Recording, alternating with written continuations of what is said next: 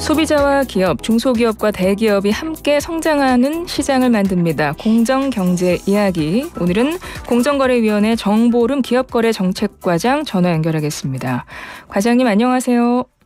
네, 안녕하세요. 공정거래위원회 기업거래정책과장 정보름입니다. 예, 오늘은 과장님하고 하도급 대금 연동제에 대해서 이야기를 나눌 텐데 우리가 코로나19를 지내오고 또 러시아, 우크라이나 전쟁으로 인해서 그 사이에 원재료 가격도 많이 급등하면서 업계들이 힘들어졌습니다. 특히 중소기업들이 힘든 시간을 보냈는데 이런 좀 어려운 상황을 잘 극복하기 위해서 대기업과 중소기업이 원자재 가격 부담을 서로 분담하는 여러 가지 고민도 하고 실질적인 노력도 상당히 해온 걸로 알고 있어요. 그 일환으로 하도급 대금 연동제를 추진 중이라고 알고 있는데 일단 이 제도에 대해서 설명을 좀 해주실까요? 네. 말씀하신 바와 같이 여러 가지 복합적인 경제 여건으로 인해서 국제 원자재 가격이 급등한 반면 하도급 대금에는 제대로 반영되지 못하는 구조 속에서 중소기업들의 수익이 악화되는 어려운 시간을 우리가 경험했습니다.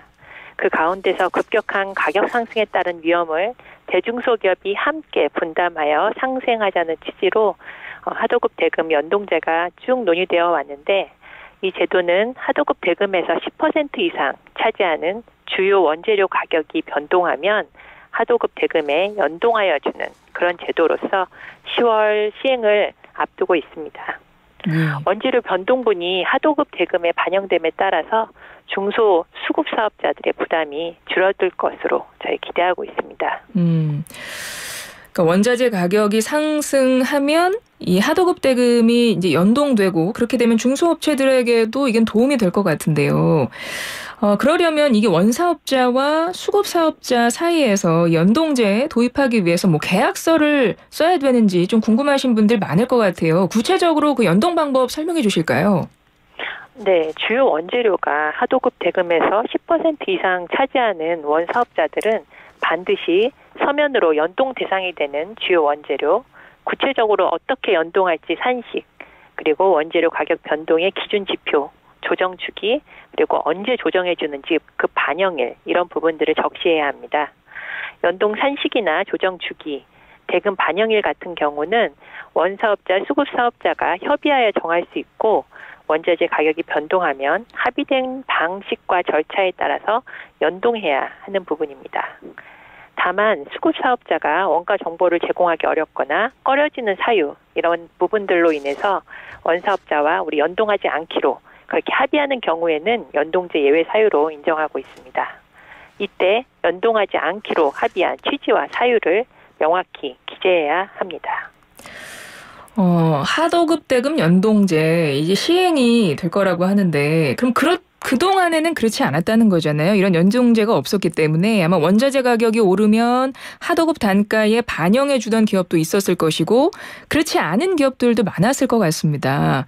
그동안은 이제 의무사항이 아니었으니까요. 네네. 예, 그리고 또 이제 좀 회피하려는 그런 기업도 있었을 것 같고요. 그렇다면 이번에 연동제를 좀 안착시키기 위해서 좀 뭔가 제도적인 장치 그런 것도 함께 마련이 되나요? 네, 맞습니다. 처음 도입되는 제도이고 또 새로이 부과되는 법상 의무이다 보니까 기업 입장에서는 우선 부담, 비용으로 느껴질 수도 있을 것 같습니다. 그런데 대중소기업 간에 서로 함께 성장하자라는 그런 취지하에 이 연동제가 사회적 합의를 통해 도입된다라는 점을 우리가 중요하게 인식할 필요가 있다고 생각하고요. 이러한 취지를 이미 충분히 이해하고 법 시행은 이제 10월임에도 불구하고 이미 작년부터 자율적으로 연동제를 도입해서 또 수급 사업자들과 연동하는 그런 기업들도 다수 있습니다.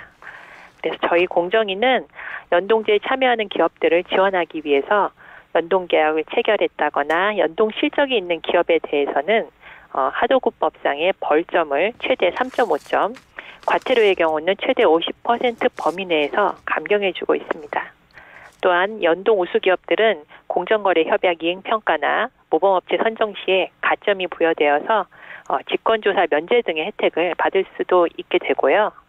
그리고 저희 공정거래위원회뿐만 아니라 범부처적인 지원 방안으로서 중소벤처기업부의 각종 지원 사업에 가점이 부여되고 법 위반 점수도 감경될 수 있고 또 산업은행의 금리 감면 등의 혜택도 제공될 예정입니다.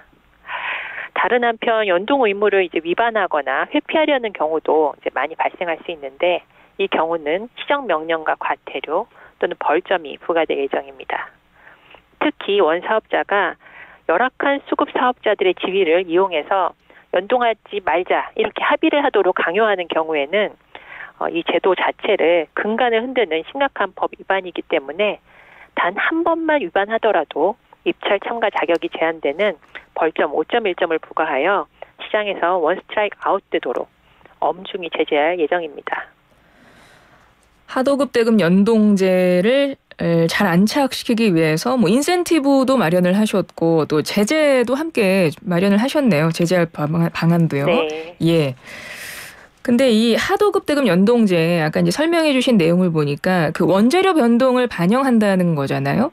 네. 근데 이제 원재료라는 게 이제 결국 원가를 결정짓는 거라서 그걸 연동을 해 주시는 건데 이 원가에 보면 사실 원재료 말고도 뭐 인건비라던가 아니면 뭐 전기요금 같은 거 이런 것도 다 원가에 영향을 미치잖아요. 네. 그래서 만약에 이런 것들도 함께 연동이 된다면 더 좋을 것 같은데요. 뭐 그 부분은 어떻습니까? 네, 그동안 의견 수렴 과정이나 언론 기사들을 통해서 인건비나 전기요금 등으로 인한 부담이 크다라는 점 저희가 그 부분은 잘 알고 있습니다. 그런데 근본 연동제를 정의하는 과정에서 기본적으로 원재료 가격 변동에만 연동되는 것으로 정의가 되다 보니까 원재료 외에 인건비나 공공요금을 연동 대상으로 보기는 다소 어려운 부분이 있습니다. 그래서 저희는 연동제의 사각지대를 보완할 수 있도록 하도급 대금 조정협의 제도를 활성화하기 위한 방안도 함께 추진하고 있습니다. 우선 조정협의 제도는 원재료뿐만 아니라 인건비나 공공요금의 변동까지도 대금에 반영될 수 있는 그런 제도입니다. 다만 수급 사업자의 협상력이 좀 미약하다 보니까 조정협의 테이블에 이르게 되는 데까지 현실적으로 어려운 점이 있어 왔는데 작년부터는 중소기업 협동조합뿐만 아니라 원가 분석 등의 전문성이 있는 중소기업 중앙에도 수급자 사업자를 대신하여 협상에 나설 수 있도록 할 수 있도록 하였고 과거에는 공급 원가가 일정 수준 이상 변동해야만 협의가 가능했는데 저희가 금년 법령 개정을 통해서 변동폭하고 상관없이 변동이 있기만 하면 조정이 가능하도록 신청 요건을 대폭 완화하고 절차를 간소화하여서 조정 협의가 널리 활용될 수 있도록 하고 있습니다. 주요 원재료에 대한 연동제 그리고 그 외의 공급 원가 변동에 대한 조정 협의 제도 이 두 제도가 조화롭게 작동함으로써 중소기업이 제값받을 수 있는 그런 환경이 조성되기를 기대하고 있습니다. 네, 하도급 대금 연동제 앞서 이 법 시행이 10월부터라고 말씀을 하셨죠? 네. 예, 그럼 끝으로 앞으로 뭐 정책 방향이나 향후 계획 한 말씀 부탁드릴게요. 네. 현재 연동제 관련돼서 시행령 개정안에 대한 입법 예고가 진행 중에 있습니다. 의견이 있으신 분들께서는 8월 24일까지 제출해 주실 수 있고요. 보내주신 의견들은 저희가 면밀히 검토하여서 개정 과정에 참고하겠습니다. 공정거래위원회는 앞으로도 이 제도 관련해서 설명회도 개최하고 가이드라인, 표준 연동 계약서들을 또 배포하고 그렇게 해서 연동제가 조기 안착할 수 있도록 또 업계의 불확실성이 경감될 수 있도록 그렇게 노력하겠습니다. 중소기업들이 노력한 만큼의 정당한 대금을 받을 수 있도록 지속적으로 제도 개선을 해나갈 예정입니다. 앞으로도 많은 관심 부탁드리며 청취자분들 그리고 진행자님께도 깊은 감사의 말씀드리겠습니다. 감사합니다. 예, 과장님 오늘 말씀 고맙습니다. 네, 감사합니다. 공정거래위원회 정보름 기업거래 정책과장이었습니다.